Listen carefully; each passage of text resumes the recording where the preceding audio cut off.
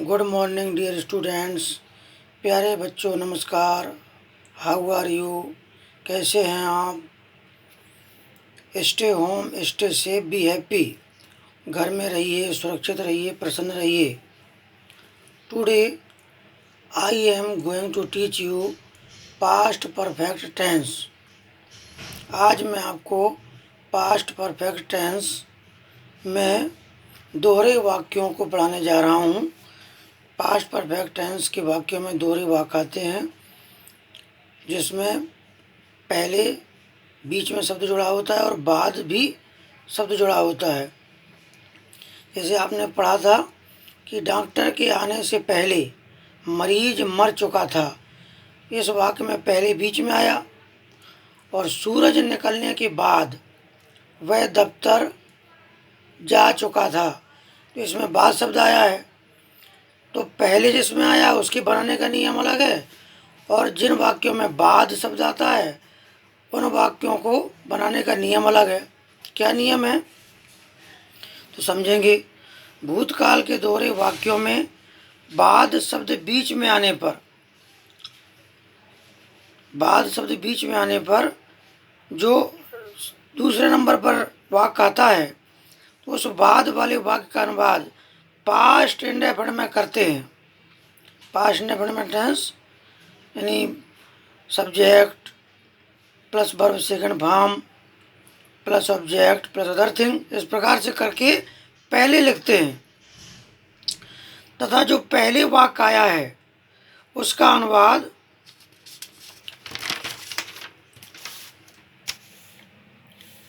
Past perfect means subject plus head plus verb third form plus object plus other thing, तो past perfect में करके बाद में लिखते हैं।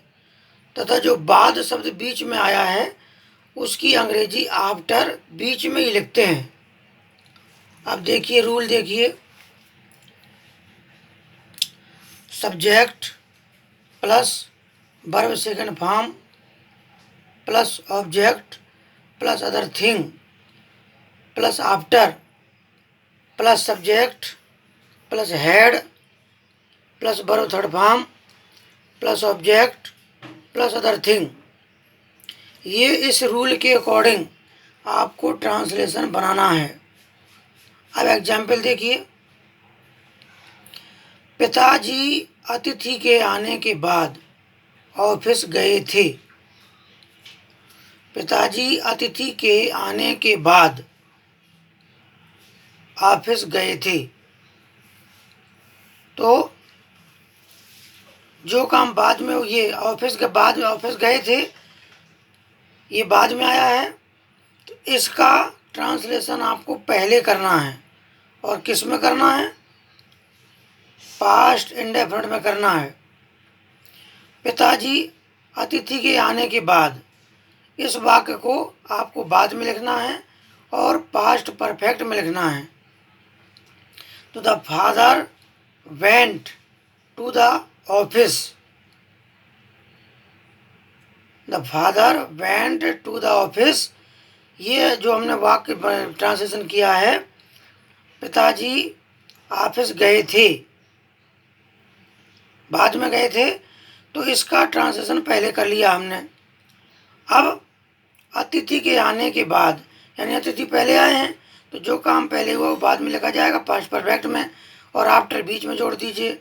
आफ्टर, अब अतिथि the guest, GUESTS, the guest had, और आना की कम केम कम। तो पूरा ट्रांसलेशन देखिए। The father went to the office after the guest had come, full stop हो जाएगा।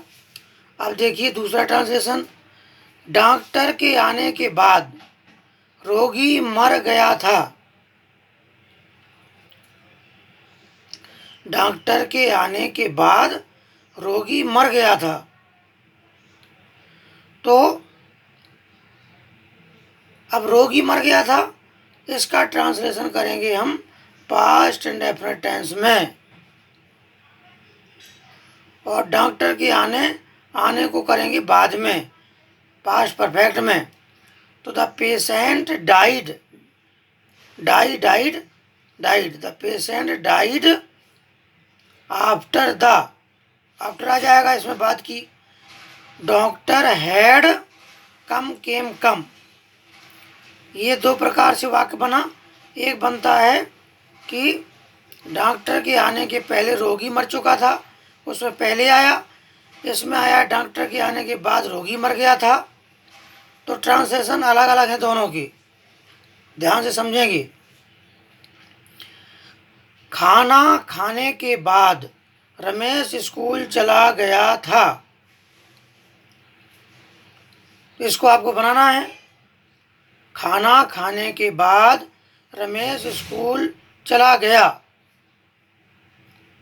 तो Ramesh went to school after he had taken his food.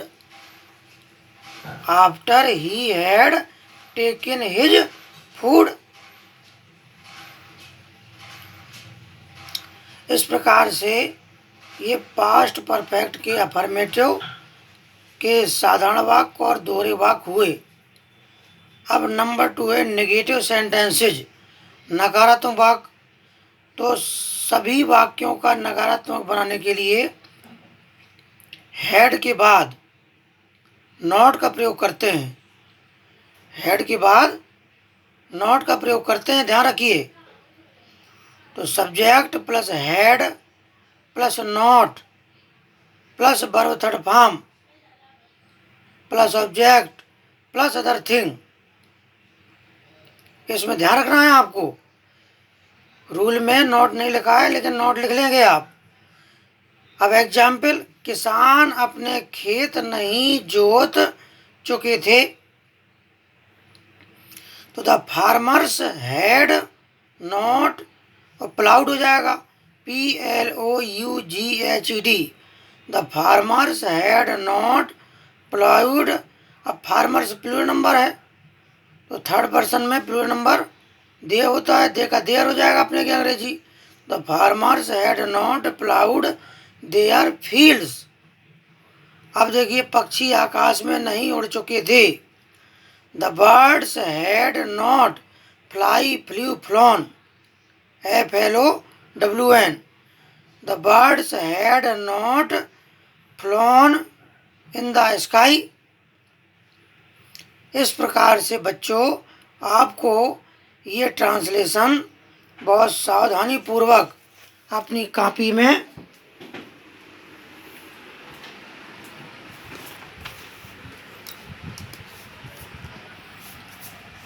बनाने हैं।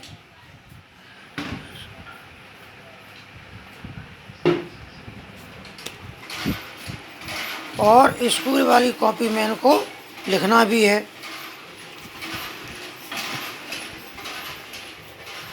क्योंकि जब तक आप इनको ट्रांसलेशन को ठीक से कॉपी में नहीं लिखेंगे, नहीं बनाएंगे, तब तक आपका अभ्यास नहीं होने वाला। अभ्यासेन विद्या, संस्कृत की सूक्ति है, अभ्यासेन विद्या। अभ्यास से विद्या आती है, और विद्या आपके अंदर आएगी तो विद्या से विनम्रता आएगी।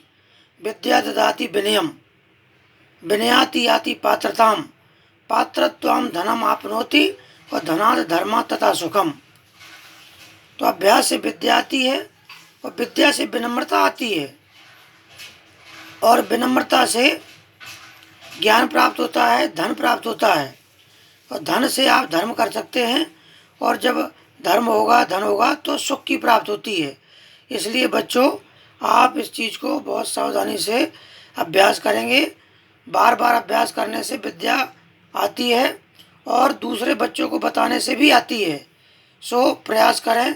Thank you.